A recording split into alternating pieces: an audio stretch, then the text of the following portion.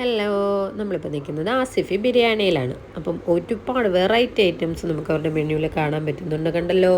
അപ്പം ഞങ്ങൾ ആദ്യം ഓർഡർ ചെയ്തത് ഒരു സൂപ്പാണ്. ആ സൂപ്പ് കണ്ടാൽ തന്നെ നിങ്ങൾക്കറിയാം നല്ല ക്ലീൻ ആൻഡ് ക്ലിയർ ആണ്. പിന്നെ അതിൽ ചിക്കൻ നൂഡിൽസൊക്കെ ഇട്ടിട്ടുണ്ടായിരുന്നു. പിന്നെ ഞങ്ങൾ ഒരു മുഗൾ ചിക്കൻ ബിരിയാണിയും ഒരു ചിക്കൻ 65 ബിരിയാണിയാണ് ഓർഡർ ചെയ്തത്. രണ്ട് മാപ്പാര ടേസ്റ്റായിരുന്നു കേട്ടോ, ഒരു രക്ഷയില്ല. തമിഴ്നാട് സ്റ്റൈൽ റൈസിൻ്റെയൊക്കെ ആ ഒരു മസാലയും പിന്നെ അതിൻ്റെ കൂടെ തന്നെ നമുക്ക് ആ തമിഴ്നാട് സ്റ്റൈലിലെ തന്നെ ഒരു കത്തിരിക്ക കുളമ്പ് സൽന ആ ഒരു ഐറ്റവും കൂടെ കിട്ടി. ഒരു രക്ഷയില്ലായിരുന്നു ആ കോമ്പിനേഷൻ, അടിപൊളിയായിരുന്നു. പ്രത്യേകിച്ച് പറയണ്ടല്ലോ, പ്ലേറ്റ് കണ്ടാൽ തന്നെ നിങ്ങൾക്ക് മനസ്സിലാവും.